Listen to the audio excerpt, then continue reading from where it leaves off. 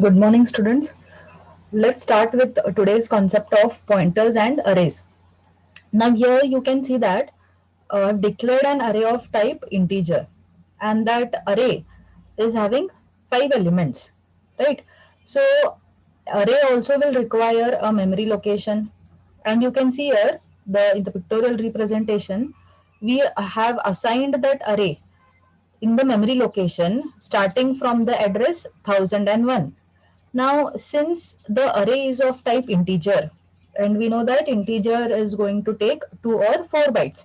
So, we have assumed here that theoretically it will take up to 2 bytes each. Now, each of these array elements are stored at they are taking 2 bytes each, and they are stored in the memory location. Now, array is always going to point to the first address, that is the first block of address that is taking up the space. So here you can see that I have indicated with the arrow that this particular array called ARR is pointing to the base address. Base address is the first block of address, and then these are all consecutive blocks of memory that are available and where the elements are stored continuously one after another. So array is, if you say the base address, what is going to be the base address of this array? It is going to be pointing to the first memory block. And these are nothing but how do you access the elements with the help of their index values. So if I ask you now, in the traditional way, that is that what you have studied in C programming, how would you access an array element? How do you access an array element? Using indices and subsets, I guess. Subscripts. So we are going to access it with the help of indices. Like here it is indicated in red color, right? Now let us just have a look at one program here. The same program, okay? The same array is declared here, right? The array name is ARR and it is initialized and having these 5 values. Now what I'll do is I will write a printf statement here. First of all, I want to fetch the address value of that array. Okay, I need the address of that particular array, where in which memory block that array is going to be stored. So I'll say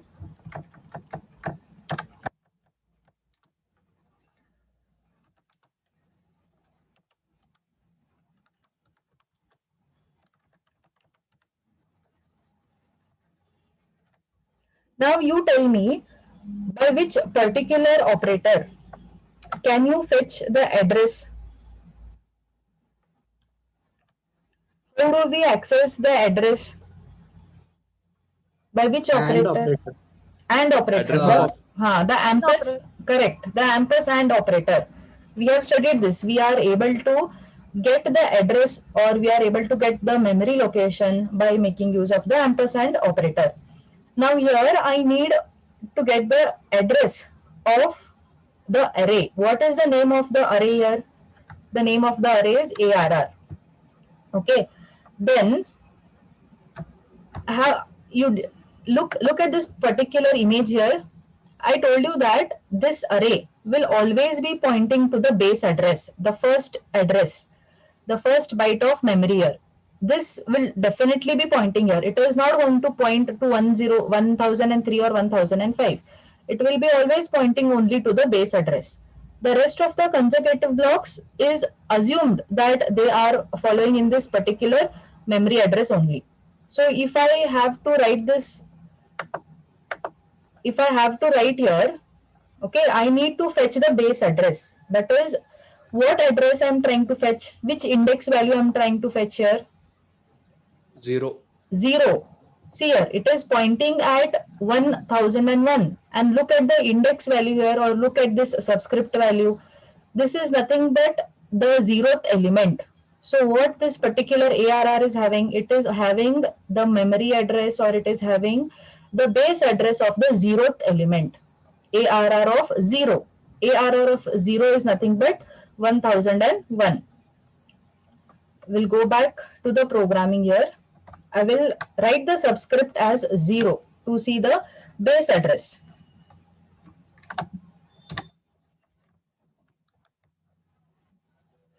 Then what I will do is, let me write another printf statement here.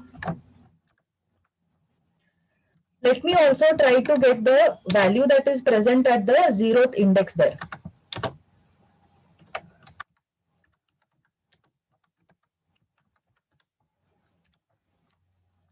So how do you try to access values?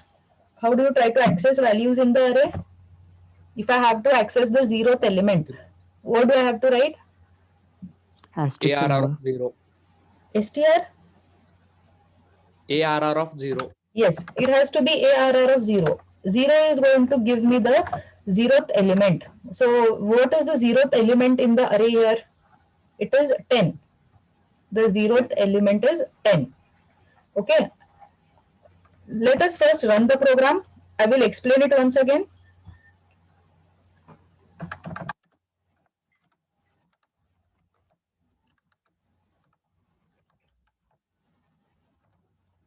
What is the file name here?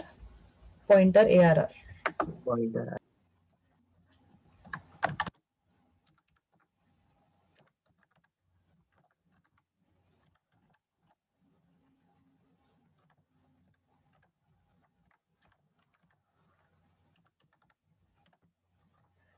See here, it is giving you the hexadecimal value for the address here for the 0th element. And it is also giving you the value that is stored at that particular address. Okay. Now, let us go back to our program. I'll tell once again. So pay attention. I have declared an array. The array name is ARR. The name of the array is ARR. Now, this array contains 5 elements. The elements are 10, 20, 30, 40, and 50. Let us have a look at this image here. Okay. So diagrammatically, I have tried to show you here that the array will require memory location. And we have assumed that the memory location, the starting address is also called as the base address. So it is starting from 1001 here. Now, since the array is of containing totally of 5 elements, so totally how many blocks does the array require? It is of type integer. So can you tell me? Yes, 10 blocks. It is going to require 10 blocks. So here you observe, I have not specified continuously. I have just specified the starting byte for each location. After 1001, 1002 also belongs to this particular location only. So 1003, 1004 belongs to the element 20. And so on, I have specified the memory addresses. Now, I have, with the help of the arrow here, okay, I have tried to show you that whenever we declare an array, now when we try to visualize it for variables, we try to put it in the memory location. That is what I am trying to show you here for the array. So the array here is pointing to base address, will always point to the base address or will always point to the starting address. Now, what does this starting address contain? The starting address will always be allocated to the first element, or you can say the starting address or the starting memory location holds the first element of the array. So what is the first element of the array here? The first element of the array is 10. Now, and so on consecutively, the remaining elements will be stored in the respective memory locations. Now, if we try to access it, you know that whenever we try to access the array elements, we are supposed to specify the subscripts or the index values. So the index value starts from 0, 1 and so on. So if I just need to access this element 10, I am going to write ARR and specify my index value, right? Now, if I need to access the address where this element 10 is stored, how do we access? How do we access the address of any variable? We try to access it with the help of our ampersand or address operator. So in this program that we saw, I have tried to show you that I am trying to access the first element of the array by specifying the index value here, by specifying the array name followed by its index value, which will give me 10. If I need to know the address where this array is stored, the base address where this array is stored, I have specified the ampersand operator. The ampersand operator is going to tell me the base address or the address where this array is stored, in which memory location it is stored. So here we got to see the address, and we also got to see the value that is stored at this particular memory address. Now you tell me if I need to access all the values, okay, all I need to display all these values. How can I do it?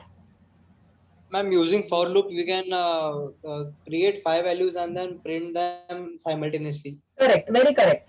So all, if I just make use of a for loop here, let me write here, let me declare another variable. I'll say I.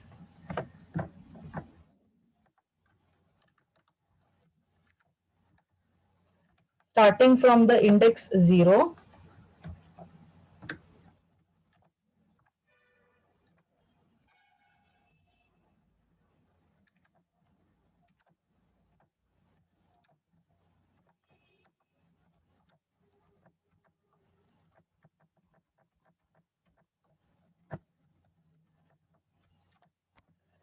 So is it correct?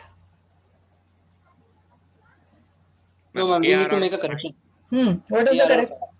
We have to correct. We have to change the respective indices. No, as and how this loop is going to iterate, the I value will increment and the respective I index values are going to be fetched. Let us check this out if it works.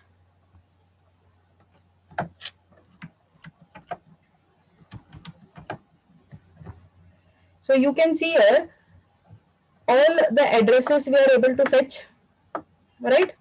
And we are also able to get the respective elements. Now for your understanding, if you know how hexadecimal values work, you will see that there are difference of 4 bytes here. The last 3 bytes are more easy to judge because here after 48, 49, then you'll have 4A, 4B and so on. So here you can see 4 bytes gap is there, which means it is a type of integer, and the spacing, the memory allocation that it is going to take is 4 bytes respectively for each element. Now after this, let us go back to our program. Okay.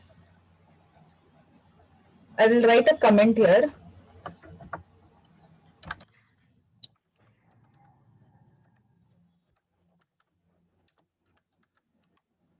This is the indexing method.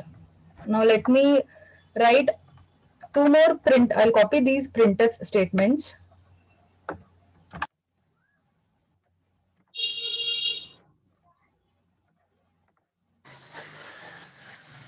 Now what I want you to tell is,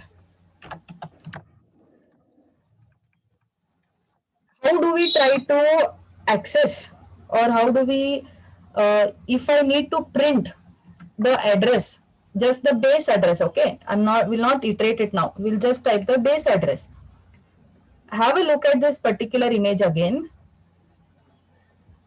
I have specified here the array is pointing to this base address. Now, what I will do is, I will write here ARR. I am not specifying currently any index value here. Then, next thing, you tell me in pointers, what have we studied? How do we try to access the values? By which operator we try to access the values? Asterisk, or it is called as the indirection operator, the star. The name that you generally use is star. So if I write star ARR, let us see first what output do we get. We will run this.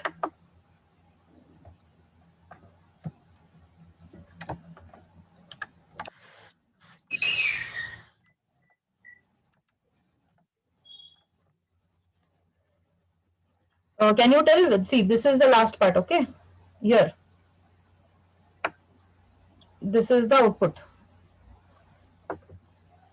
We'll comment the previous thing. I want you to observe here the first 2 addresses, this first 2 statements here, and observe these 2 statements. Aren't they same? Aren't the memory addresses same? Yes, ma'am, they are same. They are same. We'll do Yes, one thing. ma'am. I'll comment this looping part, then the output will be more clearly visible. Okay. Now, what we did is we tried to print the address. So, what can you understand? What can you infer when I write just the array name? When I'm just writing the array name, it is giving me the base address. That is what here pictorially I have tried to show. The array name or the array, you say, the array generally points to the base address. So if I say that I need to access the base address, or if I just say I need to access with the memory location where my array is stored, so if I just give the array name, it will give me this base address. So by this program, it is clearly understood that array always points to its base address only. And if we want to have the base address, we can just give the array name. And if you need to access the contents are usually accessed by this asterisk symbol. So if I give the asterisk symbol, it will give me the content at that particular location. Now, since here I have not specified any index values, so we have not put any loop, the respective addresses and the respective values will not be displayed. So if I put a loop here, again we get the respective values. Okay. So what I'll do is, I'll remove this loop here.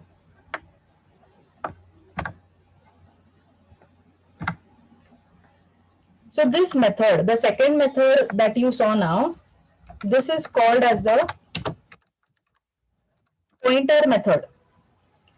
This method is called as pointer method. You need to understand the difference here. See, the traditional array method or the indexing method, what is that?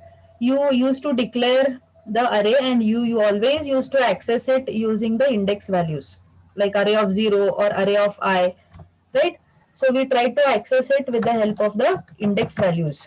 And now the operators that we studied, we try to study the indirection operator, that is called as asterisk, and we have also studied the ampersand or the address operator. So when I make use of this ampersand, it gives me the base address, and when I make use of asterisk, it gives me the contents. Now from this program, we are able to infer that the array always points or always shows the base address. So when we just give the array name without specifying any index, but still it will give us the base address only. Now the next thing that comes into picture is we'll declare a pointer now and then see how can we access the elements with the help of a pointer. See, I have not declared any pointer here. Observe in the declarations here. There is no pointer yet. I have only declared an array and one variable I for the loop. There is no pointer variable yet, but still we were accessing the methods, the values. So we will declare a pointer now and then we will see with the help of the pointer how can we access the respective values. Did you follow this much? Did you follow these two things? Yes, ma'am. Yes, ma'am. Okay. I'll declare a pointer now. Let's say how do you tell me now how do we declare a pointer? If I need to declare a pointer variable, how do I do it? Asterisk and the name of pointer. Correct. Remember this, a star or an asterisk will always indicate that it is a pointer variable. So my pointer variable name is PTR. Now the next thing is whenever we declare a pointer variable, we have always initialized it to store the addresses. We used to write, for example, when we would declare, we would write PTR is equal to ampersand of X or ampersand of A, which means PTR should store the address of X. Now here, if I have to initialize my pointer variable to this array, right? What I'm telling here is, I want to store the address of this particular array in my pointer variable. Okay, I'll repeat it once again. I have declared a pointer variable. The asterisk symbol indicates that PTR is my pointer variable. Usually, till now, we studied it with relation to the variables. We would declare a pointer variable and then we would initialize it to another variable, to store the address of another variable. Now what I want is, instead of storing the address of another variable, we have an array here. We do not have a variable. So what we are going to do is, we are going to store the address of this array in my pointer variable. Now to store the address, since array is taking continuous blocks of memory, right? You have seen here in this pictorial representation, array is going to take continuous blocks of memory. So what we will do is, we will initialize a pointer variable only to this base address. Because the next, if you try to increment it, it is obvious that the next consecutive elements are also a part of the array. So I want to initialize my pointer variable to this particular base address. So now what statement will I write here is, I will write ptr is equal to arr. This is what I'm going to write. Can you tell me what ptr will store with the help of this statement? This is array pointer initialization. It will store the address of the first element of the array. Correct. Now, why have I not used the ampersand operator here? Usually we write the address of operator and then give the variable name. But here I have not written ampersand. Why is that? Can anyone answer?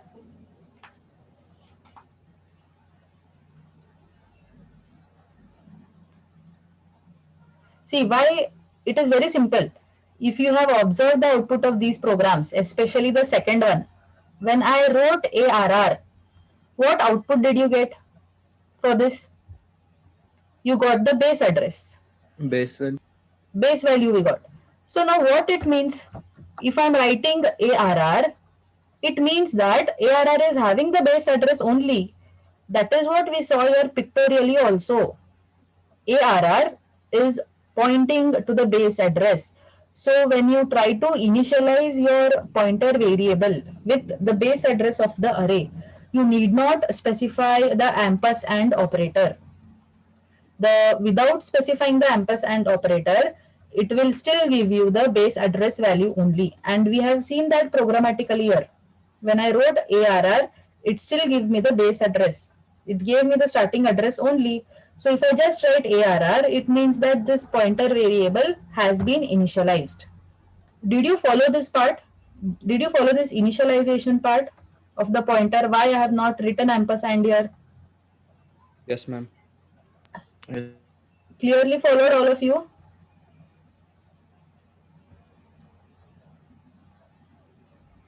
Do you want me to repeat? Mayuri Chaugle, Yes, ma'am. please can you tell me why I have not used the ampersand Ma'am, operator? can you please repeat? Yes, I will repeat it. Okay.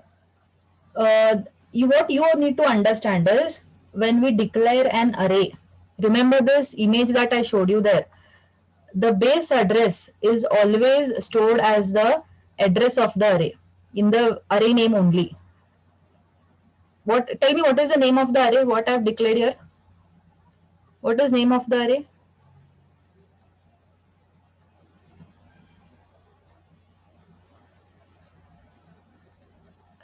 What is name of the array, students? What is the name of the array here? PTR. Array, I'm talking about name of array, not pointer. ARR. ARR, correct. Now, I typed here ARR, correct.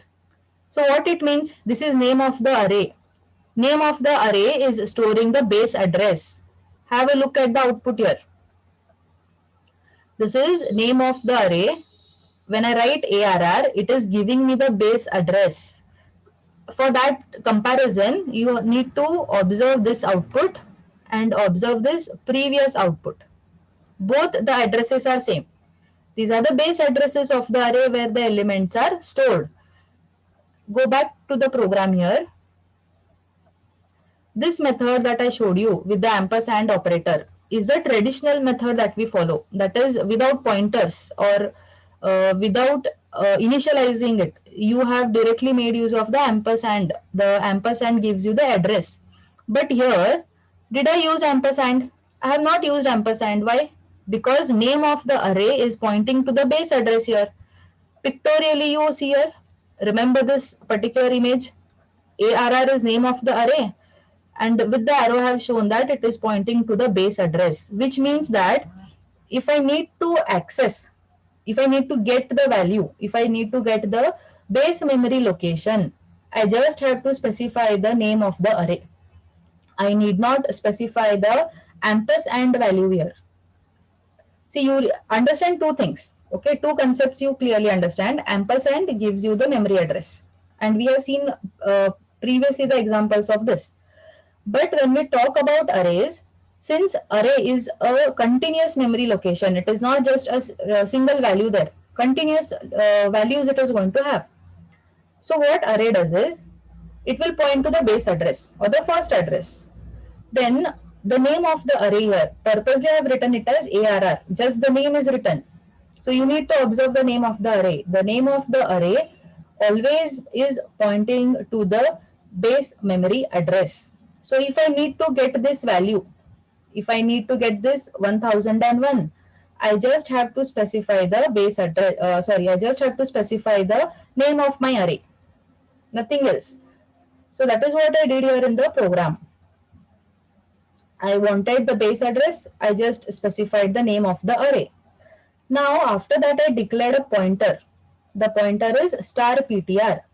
Now we know that we declare pointers to store the memory addresses of the variables. But here instead of storing the memory locations of the variables, we will try to store the memory location of my array. Okay. So when I'm saying try to store the memory location of the array, I mean that I want you to store the memory location of the base address of the array. Try to store the address only of the first element, only of this element, that is the base address. So how do you initialize it? PTR is equal to ARR. Because ARR is the name of the array, the name of the array is having the base address. So that is why we do not make use of the ampersand operator when we are initializing pointer values with the array values or the addresses of the array values. Did you follow now, or is there still any confusion?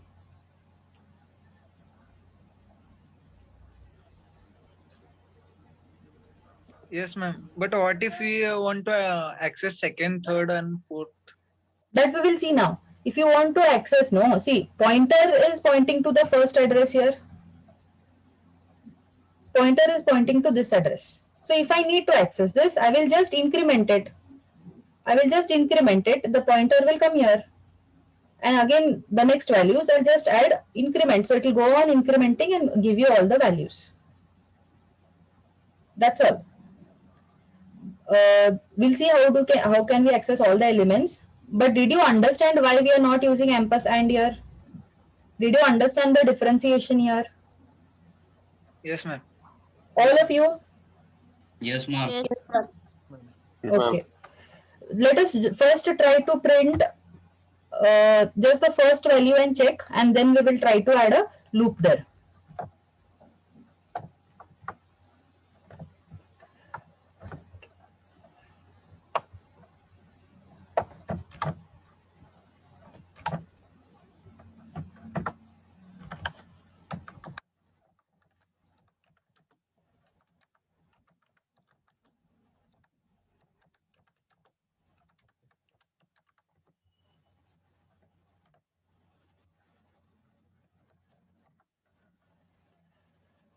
So here, if I need to access the base address, let us do one thing. Let us first access the value instead of accessing the address. So star will give you the star will is going to give you the value, no? So if I write star PTR, let us uncomment this also. Now have a look at this statement here. PTR is equal to ARR. So can you tell me what PTR will store? Address of ARR. Address of ARR, which is the base address. So if I say PTR, it should give me the base address. Now if I need the value that is stored at the base address, I just have to make use of this asterisk operator or the indirection operator. If you recall, we have studied the indirection operator gives you the contents. Have a look here once again.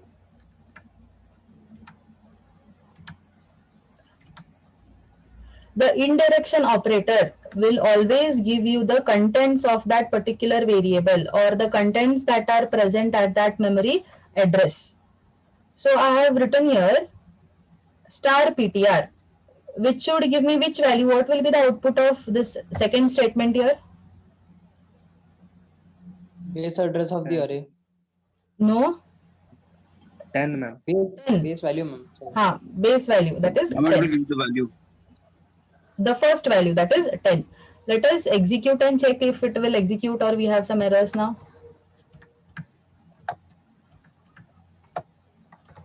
Have a look here. Three different methods. All the three methods are giving you the same base address. All the three methods are giving you the base value, the first value that is stored at that base address, which is 10. This is the last one here, which is giving you 10. All these memory addresses are same. So all these addresses are same. So what it is, what do you infer from this with the help of this program? Take a look at the program once again. If you want any repetitions, you tell me.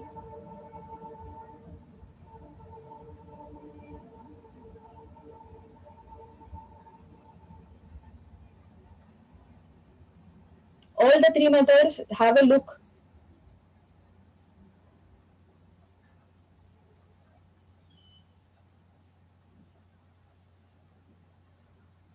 Any doubts? Anyone?